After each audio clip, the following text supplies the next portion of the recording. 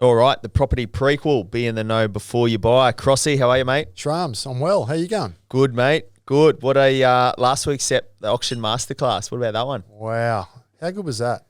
Mate, Unreal. that was outstanding. And I know you've had some too, but the feedback we've had from listeners and people you see around the quality of information shared by Justin, so appreciative and grateful for him coming on last week. And probably, as he said a couple of times, probably doing the auctioneers, institution a bit of a disservice, but to the benefit of our listeners, which was great. Mate, that's it. If you haven't, tuned into that one and some of our previous eps, and we do appreciate all the feedback. So let us know who the guests. We've got a few lined up coming up, which is awesome. We got a female coming up next week. That's an exciting one, and got some really exciting ones moving forward. So keep suggesting who we should get on, because it's good that we're providing so much value to listeners. But I thought we'd do the deep dive, Crossy, our one-on-one, mate. Big fan of this one, mate. Let's just dive deep straight into the whole purpose around. Obviously, we've got a wide audience, a lot of younger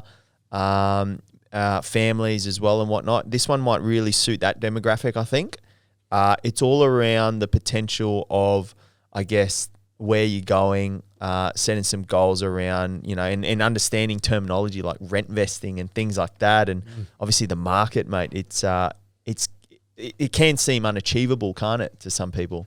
At the moment it is, and that's a lot of the people stopping you in the street, or you're having a coffee and people ask you about the podcast. And a lot of the big theme that I'm seeing and hearing at the moment is a lot of young people seeing people do really well in property and wondering, well, how do I get a piece of it? I've got a steady job, I've saved up some cash, but how do I actually get started? How do I break into the property market or climb onto the property ladder, as they call it? And I thought it'd be a good one for us to chat around today, because prices are going through the roof, as you said, getting unachievable for some people, but people still want to do something, and we still need to do something with our money, don't we? So I reckon it'd be a good one to talk about today.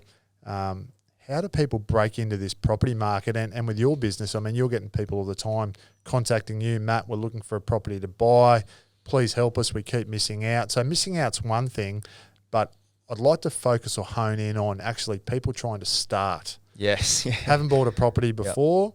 Yep. How do we start? Yeah. And it's a big one, isn't it? Because how do you start's a challenge in itself, but how do you start in one of the most challenging markets in this common decade, So it can seem unachievable to some buyers, and that's the mindset I am hearing a lot out there in the community and whatnot. So hoping to add a little bit of value and dive deep into that. So I guess we can touch on, firstly, one thing I have noticed is the relationship between buying the forever home versus back in the day kind of thing when mum and dad were purchasing. I think the mindset's changing. For instance, I get a lot of buyers now who are open to things like rent vesting, which is a terminology that's a bit of a buzzword, isn't it? Which we can dive into a little bit there. Buying an asset that's going to leverage you into another one. Whereas back in the day, I feel people would sort of go all out for the forever home, and that was it, and then they'd get that. But for some people, they don't have millions and millions of dollars to buy that forever home right now, and they're just like, you know what, am I going to be renting for the rest of their life? So hopefully we can, I guess, piece together some terminologies or some ideas that might spark some inspiration for people. Absolutely. I think too many people think about buying their own home and straight away think, well, I've got to buy a home to live in. It's got to be close to where I'm, working or with all my day-to-day activities sort of take place. But I feel a little bit qualified to talk in this space, Shrams, because when I built my first property, I was 18. I was fortunate to sign a pretty good contract to play footy in Sydney, but I was never going to buy in Sydney. Yes. I was never going to go to Sydney and buy a place. I was going to live with a couple of mates who were playing footy together.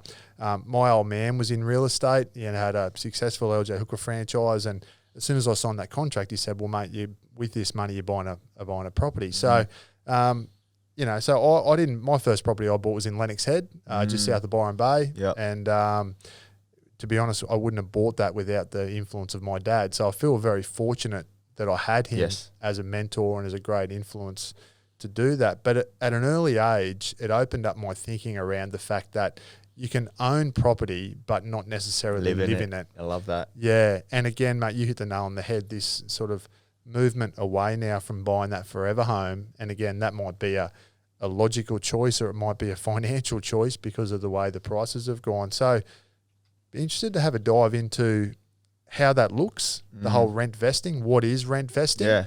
And opening up the minds of some of our listeners around, well, I can't afford to buy the house I want to buy at Burleigh or at Parkwood or wherever the case may be on the Gold Coast, but I can afford something. I just don't know where it is or what it is. But the whole purpose being I'm still trying to make money through investing in property, whether I live in it or not. Yeah, it's a funny one, isn't it? The buzzword, rent vesting. I don't know who started it. I couldn't tell you. Yeah, it's not. We didn't make it up. No. But I guess in its nutshell, a lot of people do know what it is. But for those who don't, rent vesting, simple term is rent where you want to live and invest where you're going to make money in a simple term. So it's a common thing we're seeing right now in some of the capital markets in Australia. We've got to remember Australia is one of the best performing real estate markets in the world. So we're pretty grateful we get to we're in that country, but with that comes it's hard to get into, obviously, as a younger or a young family kind of thing, or you're just getting rolling. It is hard to get. I mean, even for families who have been in the corporate space for a long, it's even hard for them. It's hard for a lot of people. So rent vesting is more, we're seeing it a lot change because of COVID as well. Like a lot of people are choosing the whole lifestyle journey, where they want to live, all those sorts of things. A lot of people now are thinking, okay, where do I want to live? How much is it cost to rent per week there? I can pay that. And then maybe if I've got some surplus money, I can go put my money to work as an asset, sort of rolling, just like you've got another job. It's formulating some money there. Then when the time's right and you're doing consistently there, potentially moving into the property you want to live as a family home and or the forever home, so to speak. I think the relationship between buying a house to live in forever has definitely changed, especially people's need to move around as well. And because of COVID, which highlighted you don't have to live where you work as well. Exactly. 100%. It's changed things dramatically. And I always say, think with the end in mind. So I think we have a real issue on the Gold Coast in Australia, generally around this delayed gratification. Yes. I think we all want everything yesterday. But the reality is we can't afford everything today. But if you put a really solid plan in place, you might be able to attain that in years to come. So how to actually do that? Well, you mightn't be able to afford to go out and buy an $850,000 house or unit here on the Gold Coast right now, but it might be a matter of seeing the mortgage broker. And, you and I always talk around planning, having a chat to your broker, getting that pre-approval in place, sharpening the saw. Sharpen the saw. There he is, sharpen the saw. So you've got the saw nice and sharp, but the reality is the numbers just don't fall in your favour to buy on the Gold Coast. But that doesn't mean you shouldn't do anything. You should still do something, because your end goal might be, I want to have a house at Currumbin, Robina, Southport, wherever the case is, when I've got a family. You might be a 25, 26-year-old male, female, whatever it is, that at the moment family's not on your radar, but it will be in time. Yes. So how can I actually get myself set up and get a bit of a nest egg for when that time comes? And that's the whole rent vesting ideology, I suppose, is around buy what you can afford. And you hit the nail on the head, mate, around Australia being such a great property market. And the beauty of Australian property market is there's actually not one market. There's literally hundreds and hundreds of different markets. Yes. So if we've got a very unaffordable market here on the Gold Coast today right now, chances are there is an affordable market somewhere that has intrinsic growth drivers where property prices will grow for reasons X, Y, Z or A, B, C. It's about identifying those, getting into that area, making sure you tick all your boxes and letting your money grow in that type of market. And then with a plan to consolidate that money, what might be sell in 5 or 10 years' time, to actually formulate your deposit to go and buy a really good deposit to go and buy your home you want to live in. Yeah, exactly right. And I guess sometimes people forget that property should be seen as well as a commodity. Yes. And the commodity is shelter. Yep. So it is. You know what I mean? So unless shelter's going out of fashion anytime soon, you're pretty well right. So in a nutshell, obviously plenty of markets all over Australia. So you need to be really careful. Heaps of different dwelling types all over Australia. Be careful. You need to do your research. But at the end of the day, the commodity, it's not buying a property. You're investing into a commodity, and the commodity is shelter, isn't it? So if you can play that right, maybe you can, and you plant yourself while you're young, potentially doing some things proactively with your money. When the time comes, maybe you've rent vested and done those sorts of strategies. When the time comes, maybe you've got enough equity to pull out and buy the forever home. It's just, I see a lot of people getting deflated. Just remember, there are other avenues to go down. So that just highlights a little bit of inspiration, hopefully, for people who are feeling deflated right now, right? Yep. Yeah, mate, I had a coffee this morning with a couple of blokes, and one really good young fella. He's really young, 19, 20, but he's interested, and he's saved some good money as a deposit. He's got 30 or 40,000, he's doing well, and he's wanting to have conversations like this at a young age, which like that was me back then. So I take, that excites me, because I know how much property can change your life if you get in early and put the benefits of compounding growth to effect, but the fact he's talking about it, he lives at home with his mum and dad, probably pays minimal board. And like I was saying to him, mate, you've got a great opportunity for the next 5-10 years. If you're happy living there, I know your parents are happy to have you. You're happy living there, they're happy, everyone's winning there. You can actually start allocating a lot of that surplus, as you talk about, towards investing in property, potentially in multiple locations. And then come the time you're 28, 29, 30, you might have a number of properties. You can, for example, sell all of them if you like, and then have a really solid lump sum to go and buy that forever home if that's what you want to do. But the reality is, that same guy, if he actually moves out of home, tries to buy a unit on the Gold Coast for $700,000, he's got the mortgage, he's got the noose around his neck, he's trying to make the repayments, we get an interest rate rise. In a couple of years' time, he feels like, man, I can't afford this anymore. I've got to sell it. What property investing doesn't work, because look what happened to me. I had to sell. Interest rates went up.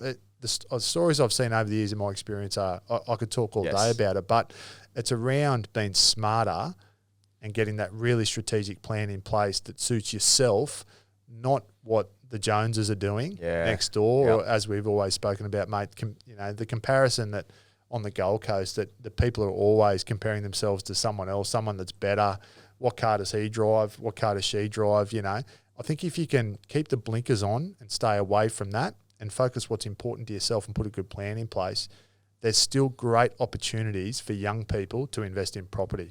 What do you think? Yeah, exactly right. And it's around the mindset shift as well. I think have the mindset of, you don't need the forever home straight away. If you see so-and-so on Instagram taking the pic out the front with the white picket fence with the sold sticker, don't compare yourself, because your chapter 1's different to someone else's chapter 20. So you can't really compare to anyone. You're exactly right. Stay in your own lane, have the blinkers on, and think about what you want, and realize that, hey, maybe I'll go down the avenue of exploring rent vesting or looking at markets and looking at property as a commodity of shelter rather than somewhere I need to live straight away. Because they're those sorts of different avenues that I'm finding the people who are doing really well in the long term are doing. They're just thinking outside the box, which is hopefully what this EP's given people, just to think, okay, maybe there is another way to get my dreams, isn't it? Because a lot of people are deflated. So, and just to wrap up, Crossy, what's your sort of take on I guess that rent vesting piece? What's some tips around there you think, in terms of just getting prepared, like any mindset sort of tips or anything like that, just for someone out there who's like, okay, maybe I will look into the rent vesting thing. Like, have you got any sort of insight into there to just help some people out? Yeah, definitely. I think the first thing is chat to your mortgage broker, find out exactly what you can borrow, and really start to narrow down that search. So you go and see your broker and he says, okay, you can borrow $550,000. Now, you're probably not going to get the type of property that you want here on the Gold Coast, if that's where you live, for $550,000. So where can I buy something that's going to give me good capital growth, or that's an opportunity for growth, and start narrowing it down? Now, I don't advocate for a moment, going out to Timbuktu and buying something, for 200,000 to save yourself some dough. You need to obviously look at the fundamentals that have always driven property prices in the past, because generally history tends to repeat itself. So what does that mean? So it might be, for example, we've got the Olympics in Brisbane in 2032. A 2-week athletic carnival doesn't guarantee price growth, but again, historically, what it does give is a huge amount of consumer confidence and sentiment, and people tend to get on the bandwagon, and it flows from there. So what I would be doing, and what I'm encouraging clients that I speak with, is have a look around that sort of that ring. It might be that 35 to 40K radius of Brisbane. Where does that land, and what opportunities lay in that price range that you might sit? Now, doesn't mean you have to live there. You don't want to live there. Guess what? You don't have to live there. But chances are, if it's got fundamental drivers, as in strong economy, heaps of population growth happening. It's a big one, yeah. It's a big one. Low vacancy rates. If you've got all those sort of things happening, you're always going to have someone's going to rent it from you, which de-risks the investment. And that way, if you do that, you've invested something that you can afford, something that will always be rented. Good property manager, you pre-vet them and pre-screen those. Then what's the downside risk? As I said a couple of weeks ago, you always look at your downside risk. If you can do that and invest in an area that's going to deliver you capital growth over time, we want to be buying on the beachfront, but guess what? Not many of us can afford that. Yes. I can't. Yes. So play the long game, right? Play the long game. So that'd be my advice. What about yourself, mate? Yeah, and you're exactly right, mate. And then to reverse engineer that, it's kind of like, okay, makes sense now.